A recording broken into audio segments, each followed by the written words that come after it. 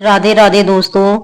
हिंदू धर्म में प्रदोष व्रत का बहुत अधिक महत्व होता है। यह व्रत भगवान शंकर को समर्पित होता है। प्रदोष व्रत में प्रदोष काल में ही पूजा का विशेष महत्व होता है। हर महीने में 2 बार प्रदोष व्रत पड़ते हैं, एक कृष्ण पक्ष में और दूसरा शुक्ल पक्ष में। इस तरह में साल में कुल 24 प्रदोष व्रत पड़ते हैं। प्रदोष काल के समय ही प्रदोष व्रत की पूजा की जाती है।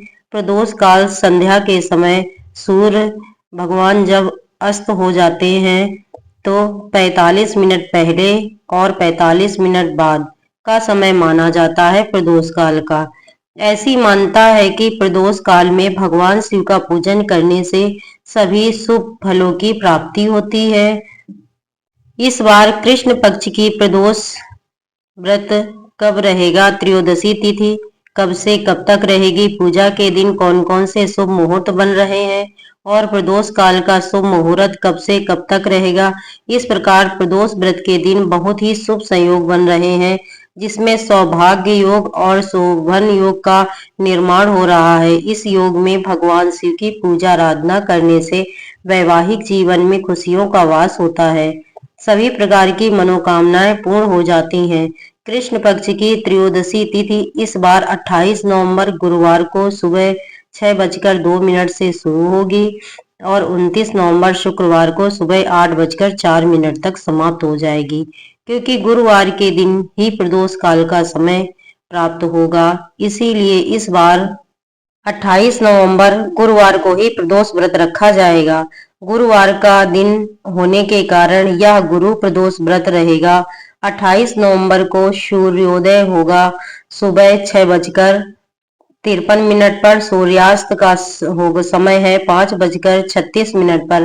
ब्रह्म मुहूर्त का समय सुबह 5:01 से 6:05 तक रहेगा। सौभाग्य योग शाम 4:01 तक रहेगा और बाद में शोभन योग प्रारंभ हो जाएगा। राहु काल का दोष 3 बजे तक रहेगा। इसके अलावा इस बार चित्रा नक्षत्र और स्वाति नक्षत्र का शुभ योग भी इस दिन बन रहा है और इस दिन अभिजीत मुहूर्त सुबह 11:53 से दोपहर 12:36 तक रहेगा और प्रदोष काल का समय रहेगा शाम 5:51 से 6:02 तक।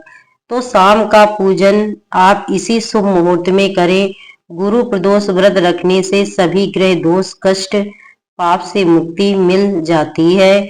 इस दिन प्रदोष काल में भगवान शिव का पूजन भांग धतूरा बेलपत्र गंध पुष्प आदि से करने के साथ ही मंत्रों का इस प्रकार जाप करना चाहिए, जिसमें ओम नमः शिवाय, ओम नमो भगवते रुद्राय नमः, इन मंत्रों का जाप करने से कथा का पाठ श्रवण और चालीसा पाठ के अंत में आरती करने के साथ ही भगवान शिव से अपनी मन की कामना पूर्ति के लिए प्रार्थना कर सकते हैं। आपकी जैसी सामर्थ्य हो उसके अनुसार इस दिन आप कुछ न कुछ दान भी अवश्य करें। गुरुवार का दिन है, यदि पीली वस्तुओं का दान इस दिन दिया जाता है तो जो बाधाएं जीवन में चल रही हैं वो बाधाएं दूर हो जाती हैं। गुरु प्रदोष व्रत कथा। गुरुवार को बृहस्पति देव की पूजा का विधान है। जो कोई बृहस्पतिवार को व्रत करता है उसको समस्त विद्याओं की प्राप्ति होती है एवं व्रती दीर्घायु हो जाता है। इस दिन पीले पुष्प पूजन में चढ़ाने चाहिए तथा ब्राह्मणों को पीली वस्तुओं का दान करना चाहिए तथा स्वयं पीली वस्तुएं नमक व तेल रहित खानी चाहिए तथा पीले वस्त्र पहनने चाहिए। एक नगर में संजय नाम का एक सेठ रहता था। भगवान की कृपा से उसको किसी बात की कमी नहीं थी। वह सेठ बड़ा ही दयालु एवं दानी था, किंतु उसकी पत्नी उसके ठीक विपरीत बहुत कंजूस थी। वह भिक्षुओं को द्वार से खाली हाथ ही लौटा देती थी। एक एवं पति द्वारा दान किए जाने पर अत्यंत क्रोधित होती थी। एक दिन स्वयं बृहस्पति महाराज साधु के भेष में आए और भिक्षा के लिए आवाज लगाई। उस समय सेठानी अपना घर लीप रही थी, अतः उसने कहा, महाराज मैं इस समय काम में व्यस्त हूँ, अतः आप खाली समय में आए तो मैं आपको भिक्षा दूंगी। यह बात सुनकर गुरु महाराज वापस लौट गए। कुछ दिन बीते पर पुनः बृहस्पति देव साधु के वेश में उस सेठ के यहाँ भिक्षा मांगने के लिए गए। किंतु एक बार सेठानी खाना बना रही थी और उसने कहा कि मुझे इस समय फुर्सत नहीं है, फिर आना। यह सुनकर वह पुनः वापस लौट गए। कुछ समय पश्चात फिर गुरु महाराज सेठ के घर गए, किंतु सेठानी ने कहा मैं खाली नहीं हूँ। कहा बहाना करके उन्हें फिर लौटाना चाहा। साधु महाराज बोले, इस प्रकार तो तुम्हें दान एवं भिक्षा देने के लिए कभी समय नहीं मिलेगा, अतः क्या तुम एकदम खाली हो, जाने पर ही भिक्षा दोगी? साधु की बात सुनकर सेठानी ने कहा, महाराज मैं खाली होने पर ही भिक्षा दे सकूंगी। यह सुनकर साधु रूप में बृहस्पति महाराज ने कहा कि तुमको एक उपाय बताता हूँ, जिसके करने से तुम अवश्य ही खाली हो जाओगी। बृहस्पतिवार को कुछ दिन चढ़ जाने के बाद सोकर उठो तथा घर में झाड़ू लगाकर बीच आंगन में लगा दो, चौका न लगाओ और भोजन चूल्हे के पीछे रख दो। घर में कोई पीली वस्तु न खाए तथा पीले वस्त्र भी न पहने। घर के लोग बृहस्पति को बाल अवश्य बनवाएं तथा जब अधिक रात हो जाए तब दीपक जलाना। इस प्रकार तुम शीघ्र ही खाली हो जाओगी। ऐसा कहकर साधु रूपी बृहस्पति भगवान वहां से थोड़ी दूर चलकर अंतर ध्यान हो गए। सेठानी भी साधु द्वारा बताए हुए कथन के अनुसार अपने कार्य करने प्रारंभ कर दिए, जिससे कुछ ही दिनों में सब धन धान्य का नाश हो गया और भोजन तक को तरसने लगी। किंतु सब अब सेठानी को पूर्ण अवकाश था। कुछ दिन बीतने पर बृहस्पति महाराज फिर उस सेठानी के घर भिक्षा के लेने के लिए गए। सेठानी साधु महाराज को देखकर पहचान गई और बोली कि इस समय मेरे पास कुछ नहीं है, मैं आपको क्या दे सकती हूँ? यह सुनकर साधु महाराज बोले कि अब तो तुम्हें हर समय कोई काम ही नहीं है, अब तो तुम्हें कुछ हमें देना चाहिए। साधु महाराज की बात सुनकर सेठानी ने पहले की कुछ गलतियों के लिए क्षमा मांगी और कहा कि आप मेरे ऊपर दया करके ऐसा कोई उपाय बताने की कृपा करें जिससे हमें धन धान्य की पूर्ण प्राप्ति हो। अब मैं कभी किसी को भी खाली हाथ नहीं लौटाऊंगी और आप जिस प्रकार भी कहेंगे मैं आपका कहना मानूंगी। सेठानी की इस प्रकार की बात सुनकर साधु महाराज ने कहा कि अब तुम अपने नियमों का परिवर्तन करो और प्रातः काल जल्दी सोकर उठो, घर को गाय के गोबर से लीपो, शाम को सूर्यास्त के बाद ही समय पर दीपक जलाओ, भिक्षुकों और महात्माओं को खाली हाथ ना लौटाओ, बृहस्पति के दिन घर में लोग हजामत ना बनाए, पीले वस्त्र धारण करो तथा बृहस्पति के दिन पीली वस्तुओं का उद्यापन करो। ऐसा करने से निश्चय ही तुम्हारे सभी मनोरथ पूर्ण होंगे। इतना कहकर बृहस्पति देव अंतर ध्यान हो गए। जो कोई भी नियम पूर्वक भगवान बृहस्पति वार का व्रत करता है और इन पवित्र कथा को सुनता है, ईश्वर की कृपा से उसे सुख और समृद्धि की प्राप्ति होती है।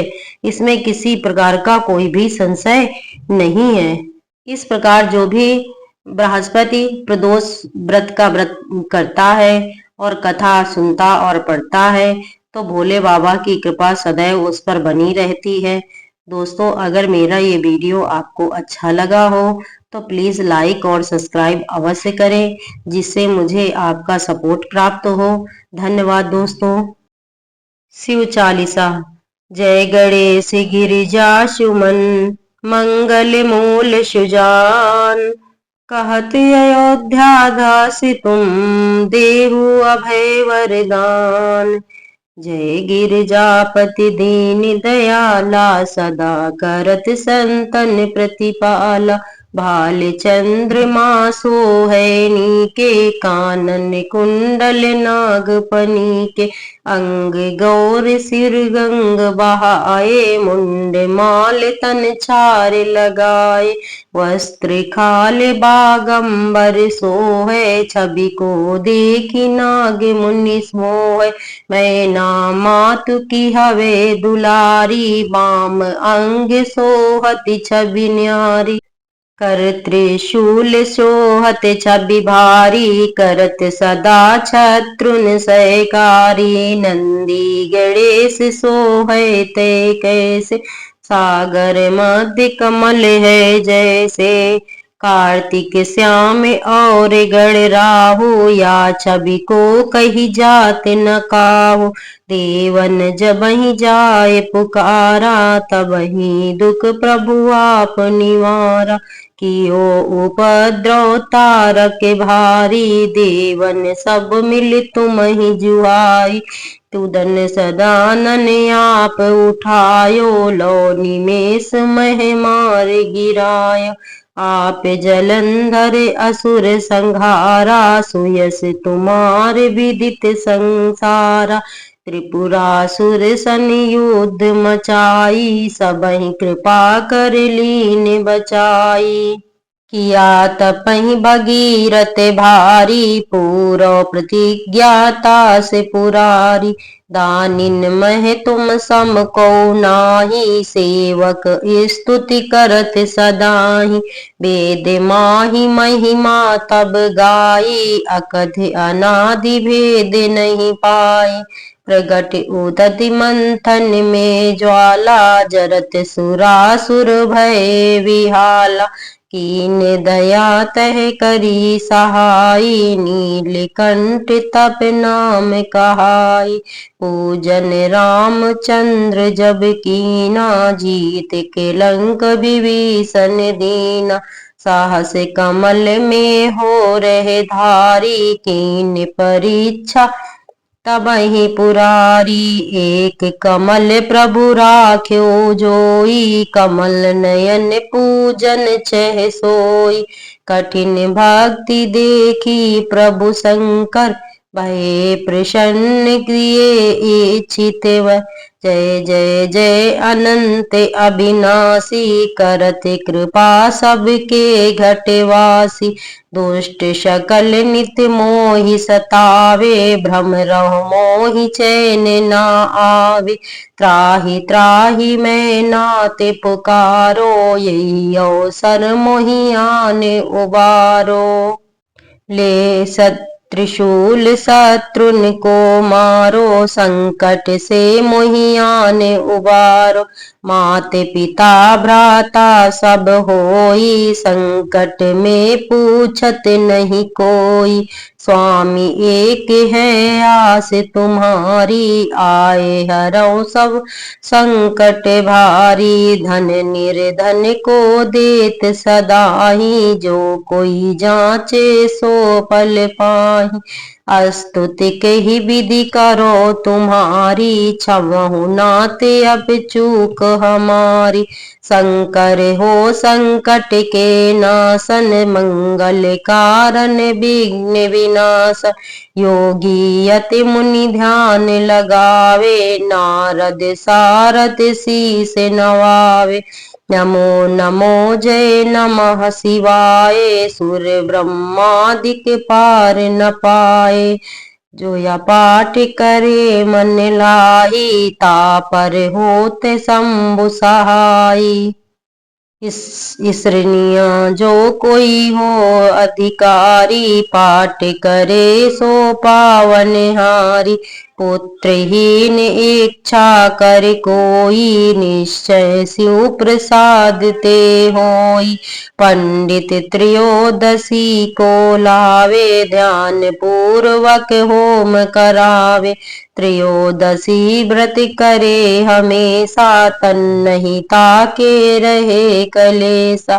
धूप दीप नैवेद्य चढ़ावे, शंकर सम्मुख पाठ सुनावे। जन्म जन्म के पाप नसावे, अंत धाम शिवपुर में पावे। कहत प्रभु आस तुम्हारी, जान सकल दुख हरहु हमारी। नित्य नेम कर प्रातहि, पाठ करो 40। तुम मेरी मनोकामना, पूर्ण करो जगदीश। मत्सर भटि हे मंत ऋतु, संवत 64 जान। स्तुति 40 शिवहि, पूर्ण कीन कल्याण। बोलो महादेव की जय।